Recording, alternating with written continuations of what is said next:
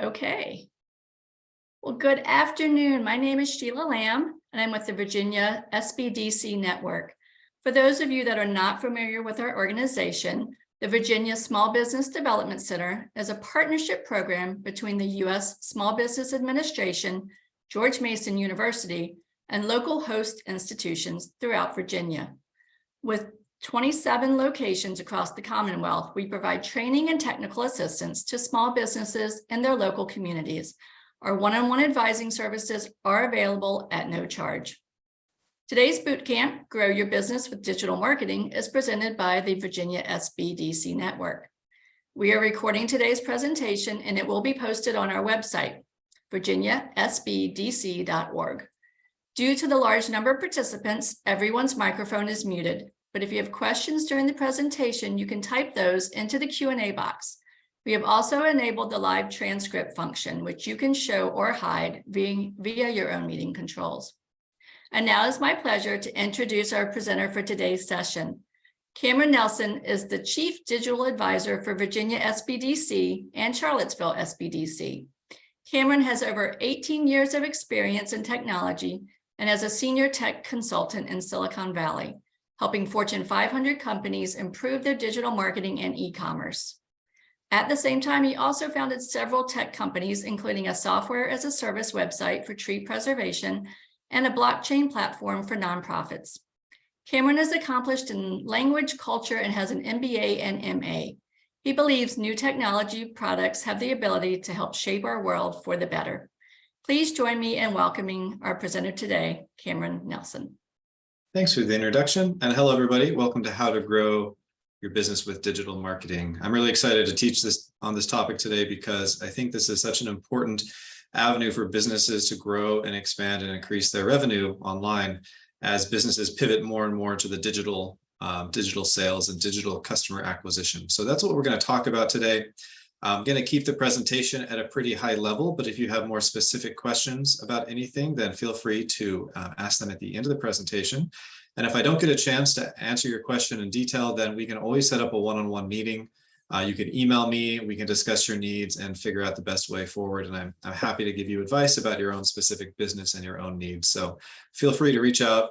My email address and this entire presentation will be provided to you after the presentation is over, so you'll have that. So let's jump right into it. So these are the top 5 reasons why you should be using digital marketing in your business today. And I think it really comes down to one main thing, which is digital marketing creates growth. It's such a good opportunity to grow your business, your sales, your customer acquisition, and ultimately make your business much stronger. These 5 ways are the main means that digital marketing does this. So the first one is that it has a broad geographical reach. When you post an ad on an ad network, people online are going to see it no matter where they are. But you can also provide limits to who you want to see it. So if you're just interested in selling to people in Virginia or say the East Coast or even a certain zip code, you can actually just specify that and your ad will only be shown to those people. So this makes it really easy to grow your business's market reach, specifically where you want your customers to be seeing your ads. Secondly, digital marketing is very cost-effective compared to other means of marketing. It gives you flexibility over your spend, where you spend your money, and more fine-tuning ability compared to traditional advertising, like a newspaper ad or a television. So if you think about it compared to those, it gives you this flexibility and more cost-effectiveness. Third, digital marketing gives you quantifiable results. So no matter what digital marketing platform you use, which could be Google or Facebook, which are 2 of the biggest ones, they're going to give you a dashboard and let you track some data. And this could be something like when you send an email and that gets opened, visitors to your website or purchases of your product. You can track this down to the minute over years, and this is really valuable data that gives you some quantifiable results and helps you improve your digital marketing strategy over time. Number 4, digital marketing gives you easier personalization compared to the other marketing methods. So as we all know, Facebook and other social media networks, they gather data on their users and they allow you to target your ads to users of certain interest groups or certain demographics or certain job titles, things like that. You can't kind of do this personalization of ads without digital marketing. And so it gives you the ability to incorporate that data you have into your ads to make smart decisions. And again, the main platforms that do this are Facebook and Google, and some other ones that we can also talk about that are a bit smaller. And number 5, digital marketing gives you an easy path to conversions. So when we talk about conversions with online marketing, it's when somebody takes the action you want them to take to make your business successful, which is usually buying your product, right? Or signing up for your service, paying you money. That's how your business will grow. And so that can be the conversion rate you track. An easy conversion means somebody can see an ad for a product, they could click on the link, and they could buy the product within just a few minutes and just a few steps. Now, this is much faster than if they see something in a newspaper or a different form of advertisement where they're going to have to wait much longer to make that purchase. So the fact that you can have easy conversions is a really strong point for using digital marketing. So now that we've talked about the 5 main benefits of digital marketing, we're going to talk about 4 tactics that you should be considering in your digital marketing strategy. Now, you can use one of these or all 4 of these or any mix that you feel appropriate. And if you're unsure of which one or ones is best for you, then you can ask those questions and we can talk about that. So the first one we're going to talk about is social media and email marketing. This is particularly useful when you want to increase your brand awareness and personalize your outbound marketing message. Second, we're going to talk about paid ads and SEO, also called search engine optimization. So this will let you post ads on networks and make your web pages attractive to search engines so you get free organic search visitors. Number 3, we're going to talk about affiliate marketing, which is a not really frequently used but quite effective tool in digital marketing that can help you sell your products online. And in this tool, you'll use a third-party publisher or influencer to generate traffic to your product or services. And finally, we're going to talk about analytics and data. And this is really important to understand how data can be useful in evaluating the success of your digital marketing, what type of data you should be tracking, etc. And we're going to talk about data a lot in this presentation because it really is a key success factor for you to understand and to be able to use effectively. So first off, let's start with social media marketing. Social media marketing has 3 real strengths. The first one is it can help you increase your brand awareness.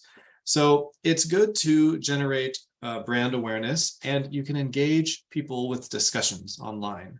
So what this means is that if you have a product or service and people ask you a question about it on your Facebook page or a direct message, you can engage with them directly. And it has active audience participation. So this is really, really beneficial from you as the seller of a product or service to be able to talk to your target customers. And it's very useful for large and small businesses to use for this purpose. Secondly, social media marketing gives you lots of useful metrics. So again, going back to the data, you're going to learn certain demographics about the visitors to your social media pages, who likes your posts or follows you on social media platforms. You can learn about the behaviors of your target market. And third, social media marketing lets you build trust and dialogue. And social media is a great way just to have conversations with people about the products and services you're selling.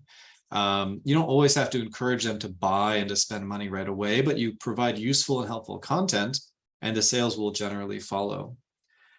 So these are the 4 most popular platforms for social media marketing: Facebook and Twitter, Instagram, which is owned by Facebook, and YouTube, which is owned by Google.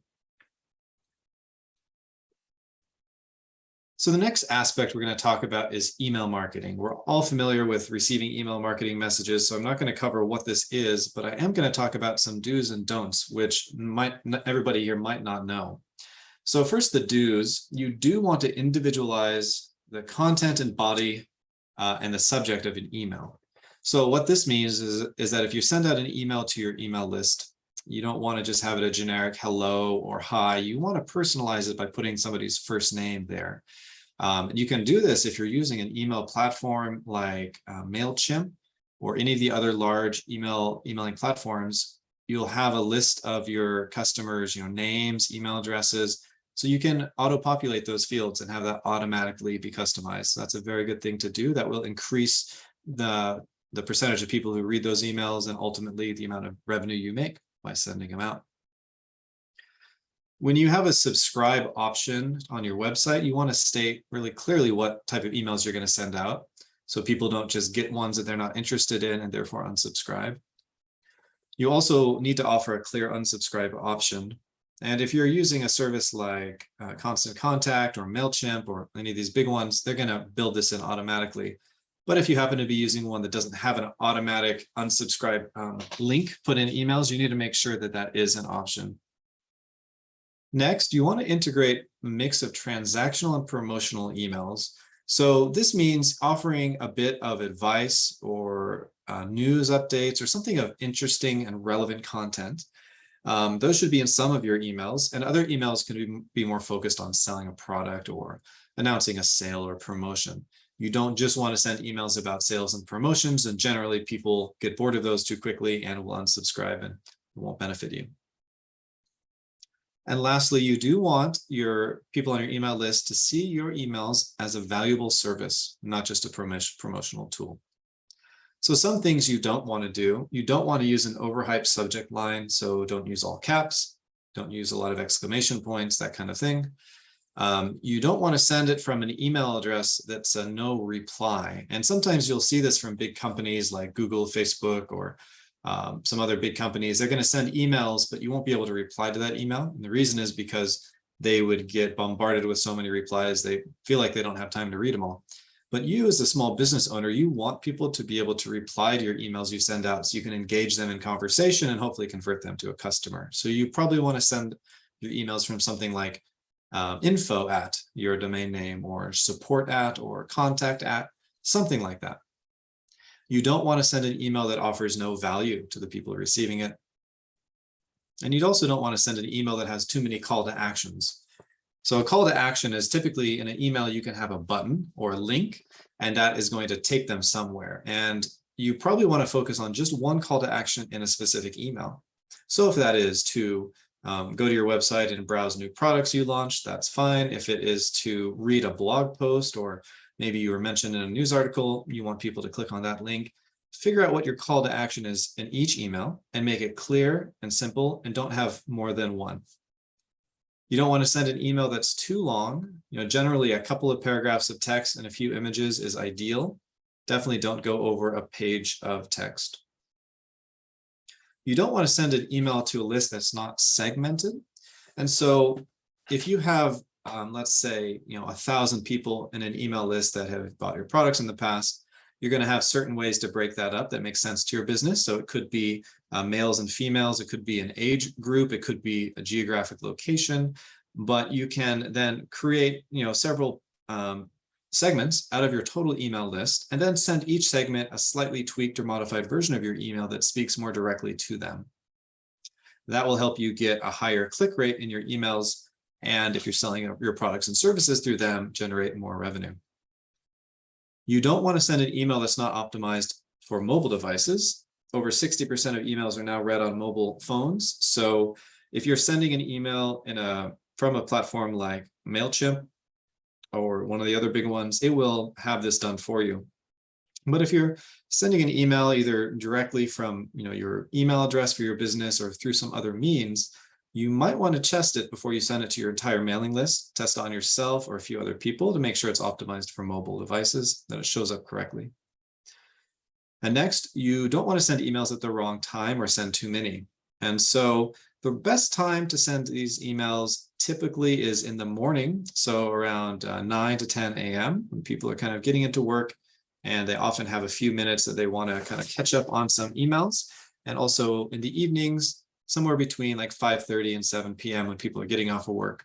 And they also have a few minutes to kind of check these emails that have come in throughout the day. As far as the volume of emails, it totally depends on your industry and what you're selling, but you can expect around one a month would be a good cadence. You could go 2 or 3 times a month, but you wouldn't want to do probably more than one a week at the most. And lastly, don't ignore analytics. Analytics, again, the data you can capture showing who opened your emails, how many people clicked on your call to action, even how much revenue that generated. That's all data that's really at your fingertips. All you need to do is log in and look at it, and then understand how to really compare it month to month to see if you're doing well, how your campaigns are doing, and what you should change to make them better. So the data is a very important part.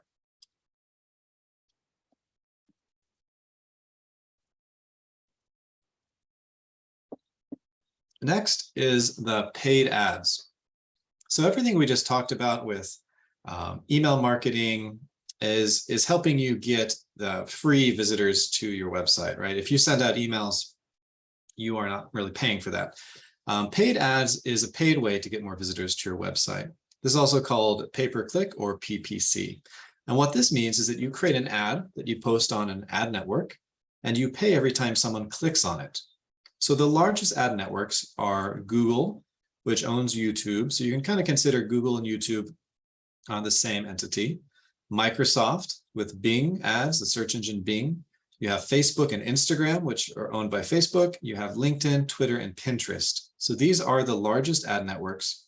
And depending on your industry, your target customer, any one of these might be the best option for you. And so that's just doing research into your own product to get an understanding of that. But no matter which ad network you decide to use, there's an ad algorithm that is pretty much the same that's going to determine if your ad shows up. So it's important to understand how that algorithm works. There's 4 factors. The first one is the ad quality. So let's say you put an ad on Google. Google is going to first look at the quality of the ad, meaning the syntax, the grammar, is it proper spelling? Are there a lot of exclamation points or question marks or all caps? Things that look odd or out of place. So you want to write your ad with very good grammar, with proper punctuation, and just with standard normal English, nothing too hyped up. The second factor is the keyword relevance. So this will match words in your ad to words that people have searched for. And so, you can actually go pretty deep into finding the right keywords. There are several tools that can help you identify the best keywords to sell your product. So you might think that, let's say your business is selling fresh flowers, you're a florist. You might have some ideas of how to write your ad, but some free tools can actually give you new ideas. Maybe the best ad text has to do with Valentine's Day and not actually the word flowers or florist. So there are tools out there that'll help you get a better keywords and help your relevance score. The third factor is the landing page quality. Each ad has a link that someone's going to click on, and where that link goes is the quality of the landing page. So it's probably the page where you're selling your products. If that page has spelling errors, grammar errors, errors in the code, those are going to decrease the quality. If the page has text that's hard to read against the background, that'll decrease the quality. They're going to do a pretty in-depth scan of the landing page. So you want to make sure it works well. It works well on a mobile device as well as a laptop or desktop. And finally, the last factor is the bid amount. So like I said, you pay generally when people click on the ad. Facebook is a bit different. You pay even when people don't click, but it's a very small percent, like 1 or 2 cents. And you pay more when people click, like 20 or 30 cents. So you can increase your bid of how much you want to pay Facebook or Google when your ad is clicked on. And the higher your bid, the more likely your ad will get shown over one of your competitors that might have the same product. So those are the 4 factors that go into whether or not your ad shows up on an ad network. So the next thing we're going to talk about is search engine optimization, or SEO. So everything on the last slide was how you pay to get visitors to your website and sell your products. SEO is how you do that for free. So it sounds great, right? It sounds like, well, if you can do it for free, why would you pay? So yes, you can do it for free. And SEO is the art of increasing your organic website traffic. It requires you to research and weigh different factors to achieve the highest score. And just like the pay-per-click ad, there are 4 factors that go into this score. The first one is the quality of the content. So if you are developing a page of your website to sell a product or just offer information about your company, The search engines are going to look at the quality of the content. So what that means is, again, is the English grammar good? Is the spelling good? Do you have anything that displays not properly on a mobile device, which is actually factor 3 entirely? Is it mobile friendly? But it's going to look at the quality. It's going to see, is your font legible? Do you follow kind of proper English and standards and stuff like that? So, make sure that it's well written. The second factor that impacts your SEO is the level of user engagement. So these search engines know how much time people spend on your website and each web page. And if the search engines see that most people who go to your website, let's say, leave within 3 seconds or 4 seconds, they're not engaged, they're not finding it useful, they're going to give you a low score of user engagement. However, if people tend to spend 5 minutes on your website and click on multiple links, you're going to get a very high score here. So you can increase the time people spend on your website by having relevant content, interesting visuals, right? So good images, maybe some videos about your product or videos about your company, that kind of thing. You want to increase the engagement level. Third, like I said, is mobile friendliness. You definitely have to have a website that works perfectly on a mobile device. If not, you really get penalized from that. If your website is built within the last 2 or 3 years, then it's probably pretty well mobile optimized. But if it's an older website, you could very well have issues where it's not displaying properly.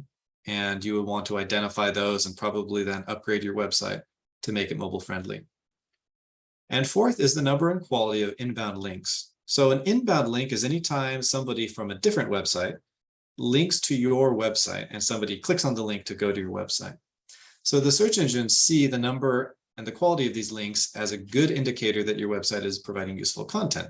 So let's say, for example, you're the florist and you have maybe won some awards, and there's a few newspapers or news articles, or maybe bloggers about florist, up and coming florist events that talk about you and these awards you've won.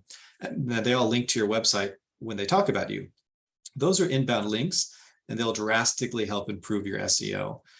The quality of the link comes into play where, let's say, Joe wrote a blog about your florist shop, and Joe had 10 visitors to his website that month. And Sally wrote a blog post, and she had 1,000 visitors on her website.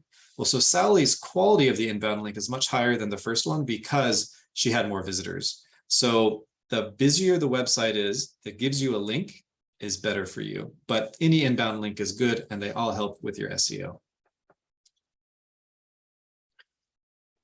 The third factor that you should consider is affiliate marketing. And this strategy, you'll compensate an affiliate partner for the business they create using their marketing. You can access motivated and creative people to help you sell your products. And they can be people like celebrities or online influencers, or just a trusted voice in your industry. With any form of marketing, though, there are some pros and cons to be aware of. It does give you quick access to a broad market. So you'll be able to tap in relatively quickly. So instead of having to build a following online, let's say building your Facebook followers up to 5,000 or 10,000, which can take years, you're leveraging someone else who already has a large online following to talk about your product. So you can get quick access. You can get more qualified leads because you're going to identify the best people or influencers in your industry who are talking to your target market. So you're not going to get people not interested in your products. You're going to only get the people who you think are interested in buying. So those are qualified. And finally, it can be a surprisingly low-cost means of advertising compared to some of the other methods. However, there's some cons too, such as an affiliate marketing can be subject to fraud. You don't really have a lot of creative control over what your affiliates will say. You don't necessarily have the power to edit their reviews or their videos or whatever they do for you. And also, it can be subject to theft if you provide your product in exchange for an affiliate's review or a mention. Maybe they don't follow through and actually give you the review, and they don't return the product, etc. So there's some risks, and the best policy is to kind of build up a relationship with someone until you both trust each other and you can become more valuable to each other. A good example of an affiliate program is Amazon's Associates program. It's probably the world's largest affiliate program, and you probably see quite often someone gives a review of a product and then says, click here to buy it on Amazon. They are an affiliate of Amazon. They're getting 3 or 4% of the sale price for providing Amazon the sale. So you're doing something similar, but on a smaller scale with your own business. There's a few different types of affiliate marketing. So just so you're aware of the terms and what these differences are, the first one is an unattached affiliate. This is the most loosely connected level. And this affiliate has no connection to the product or service. They're not really an expert on their use. They don't really have an attachment to your potential customer either. But they're mentioning your product even though they're not an expert on it. The next level is a related affiliate, and this person has some type of relationship to this good or service that you are selling, because they're probably an influencer in the niche that you're selling to. And they have some influence and expertise to generate some traffic to your site and to sell your product. But they're not really going to do a review, and they're not really going to claim how well your product works. That is the next level, an involved affiliate. Usually you give them a sample, they do a review, they test it, and their following trust them to an extent that they're going to trust that person's opinion of your product. So they share their opinion as a trusted source of information to their large online following. And it's the most popular and effective of the 3 types. But again, we're putting a lot of trust in that person as they are in you. So sometimes it's best to build a relationship over time and work up your level of working together in collaboration in an affiliate partnership. The fourth factor that's really important is the data and the analytics. And again, I think that ignoring data and analytics is a mistake when you start digital marketing, because it can really tell you a story. If you understand what the numbers are telling you and the trends over time, the story will make it clear how you're being effective and where you should change. And a lot of your competitors, I'm sure, are looking at these same analytics and these same metrics. And so, over time, you'll just be outcompeted online. So it's important to understand them. The first metric that you should understand is your traffic source. So when we talk about, if you have your own website, you're selling your product on, traffic source tells you the places where your visitors are coming from. Are they direct visitors, meaning did they type in your website link, or did they have it on a bookmark and they went to the bookmark? That's a direct visitor. Did they come from an organic search, and did they find your website through SEO? Or are they a referral from a blog post somebody wrote, or an affiliate marketing's link to your website? Those are referral traffic sources. Secondly, the metric of page views measures the number of times users load your web pages, and also which pages have attracted the most attention. And so this can help you identify weaknesses on your website or places where it's doing really well. One example is if you have several product pages and they all have the same amount of views, but one of them is being sold much less frequently, making less revenue, it might indicate there's a problem on the page. Maybe you have a broken link, or something's not clear, or maybe you have an image that's missing and people just aren't buying the product for any of these reasons. So that can help you identify and solve problems. Third is the average session duration. As we talked about, the amount of time people spend on your website is both important for your SEO, but also important to tell you you've designed a good website that people are engaged with, that they're looking at your pictures, reading what you have to say, maybe watching your video. And the longer people spend on the site, generally, the more likely they are to engage and purchase your product, and you'll make revenue from them. And the best way to boost your session duration and engagement is to have good imagery and especially videos. So if you don't have a video, could be a video on a product or talking about your company or whatever it happens to be, consider making a short video, just 1 or 2 minutes. It can be yourself on your phone, it could be professionally shot, but having some video content will really help your user engagement. Number 4 is the bounce rate. This metric is a negative metric, and you want this to be as low as possible because it means the percentage of people who leave your website after just viewing one page and after only staying on that page for 5 seconds or less. And this indicates the effectiveness of your content. So let's just say you have a home page which has a bounce rate really high, like 99%. Well, you can be pretty sure that there's a big disconnect between people viewing the site and what you're trying to sell, because nobody's sticking around to read it. So you need to work on your strategy and your content and your marketing campaigns to make your bounce rate as low as possible. I recently met with a small business who had a really good bounce rate of 60%. That means 60% of her website visitors left right away. Now, you might think that sounds pretty bad, but it's actually pretty good. Typically, an 80 or 90% bounce rate would be common. So a 60% bounce rate meant that 40% of people were sticking around and engaging. And that was because she was advertising for her art business in an art magazine. And so it was like really a good fit. So where you advertise and how you advertise can affect your bounce rate. Number 5 is the exit rate. And this metric shows which pages of your website people are leaving from. And ideally, you want this to be from some sort of a checkout confirmation page that they bought your product or signed up for your newsletter or whatever page you want to track. And that will show that you've successfully converted them. And that's number 6.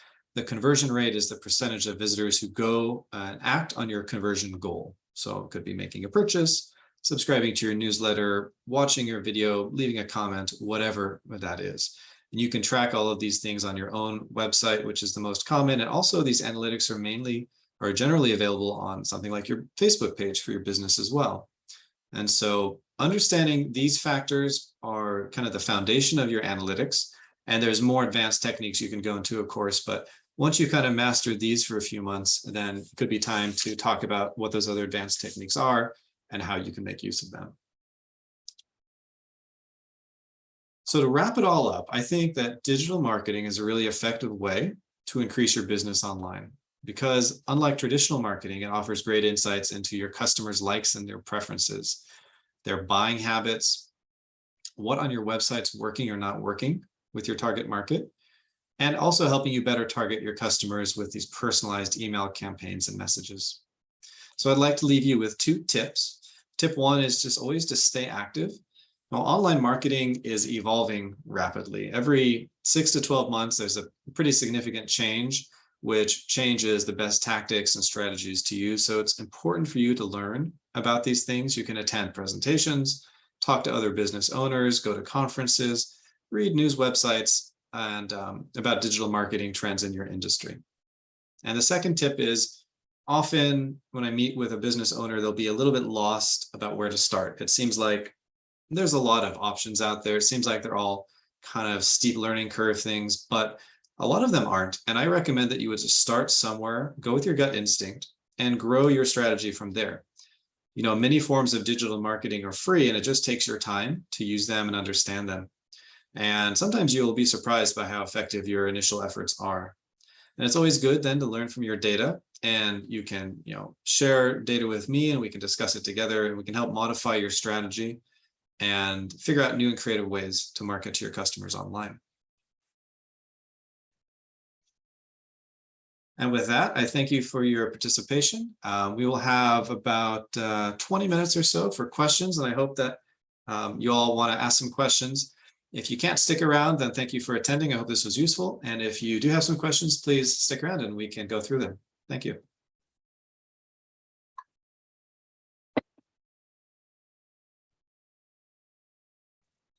Okay, Cameron, at the moment, we don't have any questions. Oh, we just had one pop in. Let's see. Okay, I imagine that placing ads requires more than a 1-week run to be successful. How long on average should you run ads, and what is a typical budget for this? This is a good question. I get asked this almost every time I give the presentation, and it's a great question. I think 1 week is not enough. Typically, you'll get reports of trends on a monthly basis.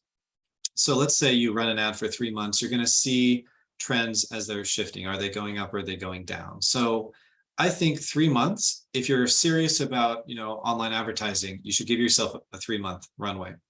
And as far as the budget goes, the minimum you can get by with is about $300 per month. You can split that between Facebook and Google if you'd want, or between 2 different ad networks. But anything less than 300 is not even recommended by those platforms. They generally say this budget is too low. So 300 a month minimum for about a 3-month runtime. And I think that will give you the best chances of both getting some sales and also analyzing useful data to help figure out how you can improve those campaigns. Okay. Do you do personal coaching on improving Google Ads setup? Yes, I do. I do one-on-one sessions that are free to you. So you can contact me. We can talk about your specific ad. If you've already written one, we can look at the text you've used. We can look at some of your analytics and your data, and we can figure out how to improve the ad together. We have another one. Where can we learn how to actually do the digital marketing ourselves in-house? What resources exist for self-training? So, I talked about 4 different ways of digital marketing. Let's just say you're interested in the email marketing. There's going to be some great resources. I think YouTube's a good place to go to watch a short 5 or 10 minute video about how to get started with email marketing, if that's the topic of interest. Also, I'm happy to talk with you. Once I learn more about your business and your target customer, I can probably offer some more guided like tutorials and training videos.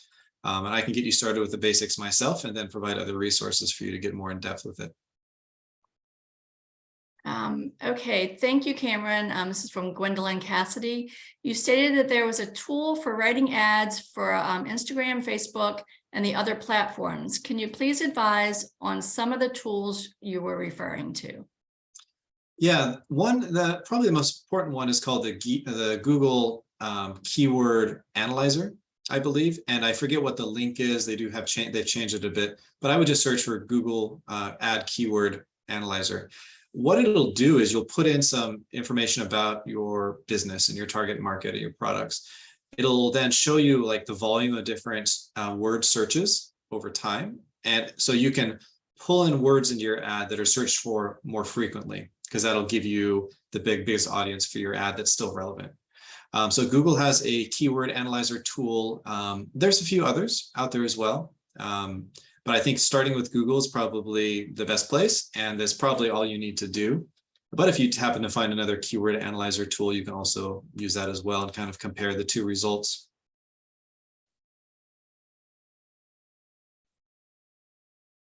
Oh, you're muted still. Click twice. Yeah. Okay. Do you recommend A/B testing? How much do you expect that to change your budget? Yeah, great question. A/B testing is kind of a more advanced technique for improving the conversion rate on your website. And what it means is that you have like 2 product pages that are almost identical, but you just change one thing between them, which could be the color of the checkout button or a certain image that you use. You're going to show each ad to the same number of people over the span of, say, a month. And then you're going to see which version of that page got the most sales.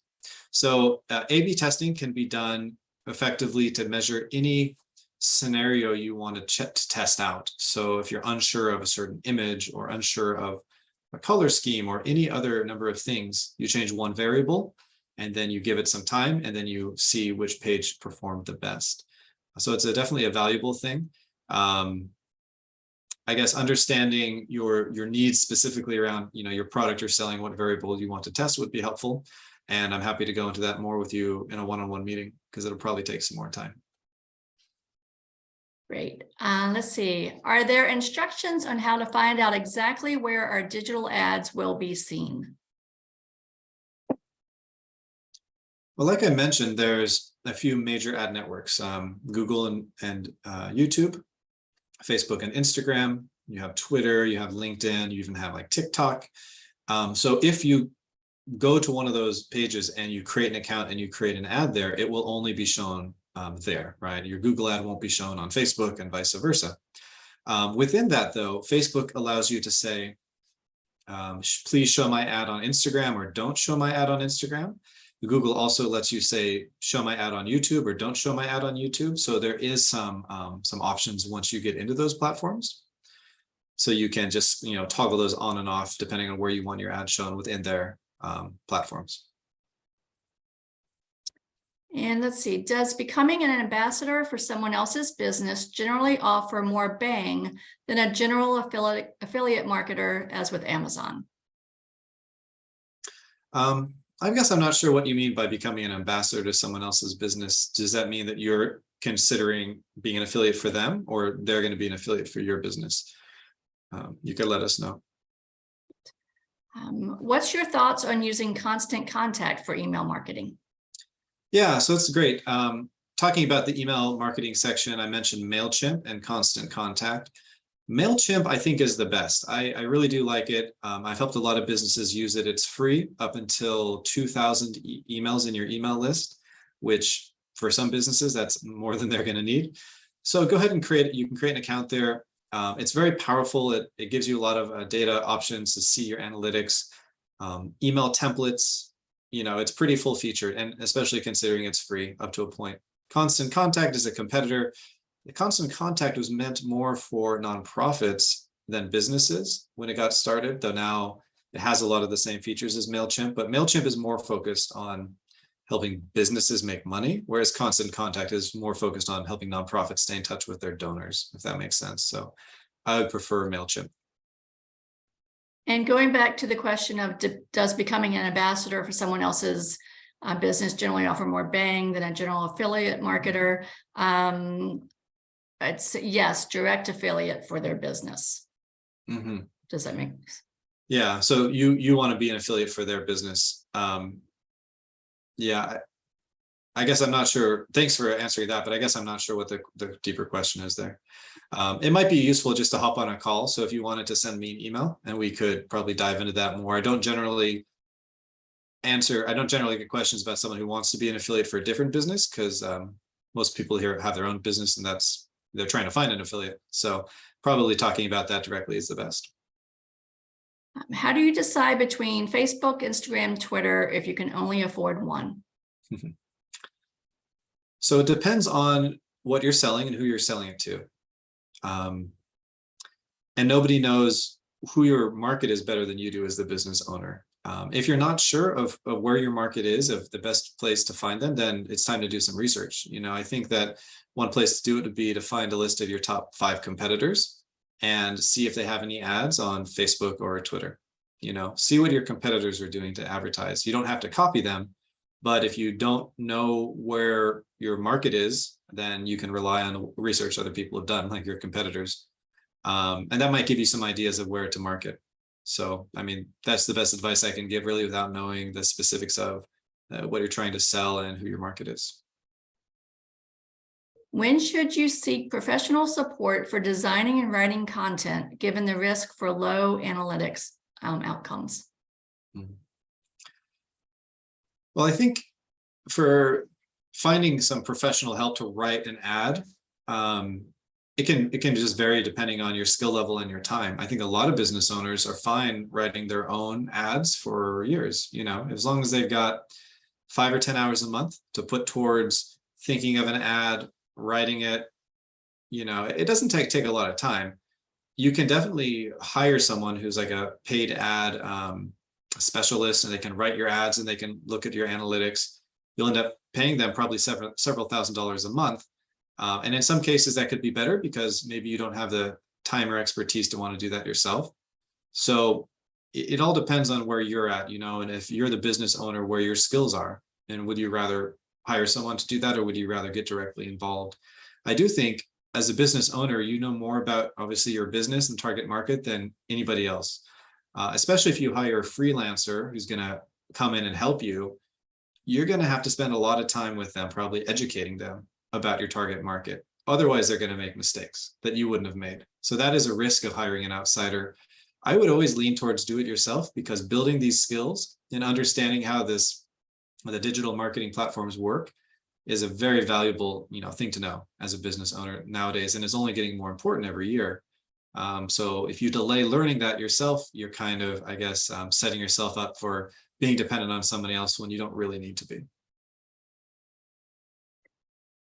Okay, couple more here. How does Aweber stack up against MailChimp? Are you familiar? Do you understand what I'm saying? I don't think I'm familiar with Aweber. It sounds like it might be an emailing platform, but I've never come across it. Let's see. Would you use MailChimp over GoDaddy's newsletter?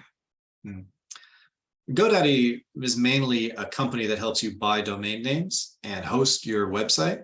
They've tacked on things like, newsletters sending out just so they can compete and try to get more revenue, kind of compete with MailChimp, but I don't think they're anywhere near as good as MailChimp, both with their emailing platform and with their website building platform. I've spoken to business owners who have used those and didn't find it intuitive, didn't find it had the features it needed, didn't like it. And so they left it. So yeah, I wouldn't recommend the GoDaddy newsletter thing. It just seems like a kind of an add-on and a cash grab plan. I mean, maybe in a few years, it'll be more up to the quality level as MailChimp. But right now, I think, in my opinion, and what I've seen, it's hands down MailChimp is the best emailing platform. And again, it's free to use for quite a while. So it's good. And looks like one more question here.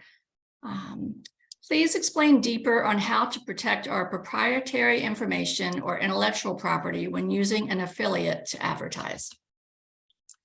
That's a great question. It probably, depending on what you're planning on selling and how you're planning on compensating the affiliate, it's a better question for a legal expert, because there's probably contracts involved that are legally binding contracts. So I wouldn't be able to advise probably on that because I'm not a lawyer.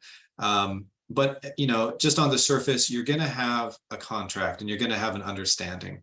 The contract might say they'll do, 5 reviews in a month in exchange for X amount of money or some products or whatever. So you need a good contract. Contracts, of course, can be broken, and they're broken all the time. And so you also need to know the contract doesn't protect you 100%, because probably the cost of taking someone to court is not worth it for many businesses. So I think just having faith and confidence in somebody you built up over time is the best.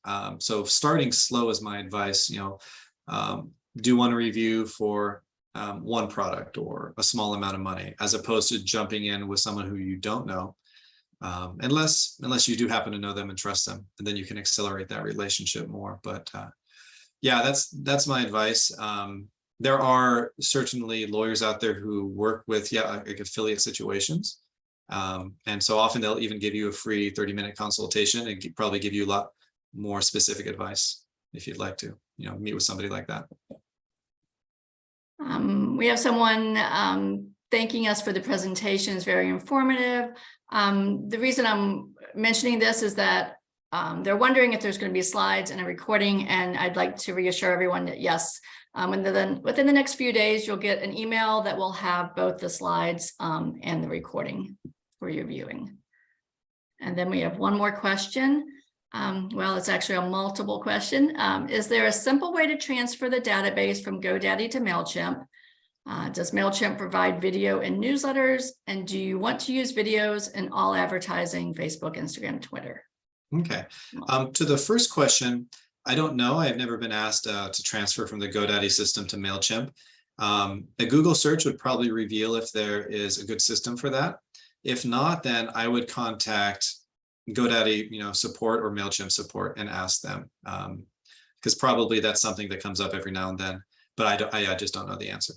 The second one was about including videos in the emails. Yeah, I think videos are almost always a good idea. Obviously, you want the video to be targeted to your product and your market, right? It's got to be interesting. If a video, somebody's going to give a video 5 or 10 seconds of watching, but if it's not interesting after that, they won't finish it. So, make sure it's an interesting, relevant video. But yeah, you could certainly have a video in every email you send out. If you do a once a month email, having a video content would be great.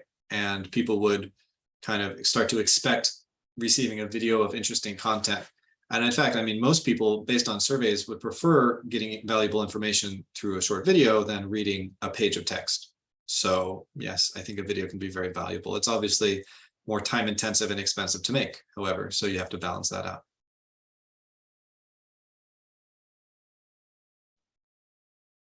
Okay, what do you think about AWS? AWS stands for Amazon Web Services.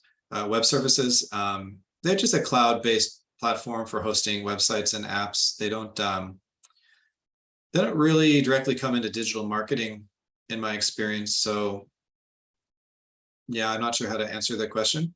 because it's not really super related to digital marketing. But let me know if there's, if you have a specific question. And that looks like that is it for our questions. Oh, wait, one more if you've got time. Nope, just more thanks to you. So thank you, Cameron. All right, well, you're welcome, everybody. I hope this was useful, and thank you for your questions. Really good questions. Feel free to reach out to me via email. And I think I can help you, some of you more one-on-one. I'd be happy to do that. And yes, thank you, everybody, and have a great day. And yes, I'd also like to thank everyone for attending today. You will receive an email with a link to the recording and to the slides. If you would like to sign up for upcoming webinars or access recorded webinars, please visit virginiasbdc.org/training. This webinar and other SBDC resources are designed to be used in collaboration with your local SBDC advisors. You can sign up for a free and confidential session by emailing help@virginiasbdc.org or via our website.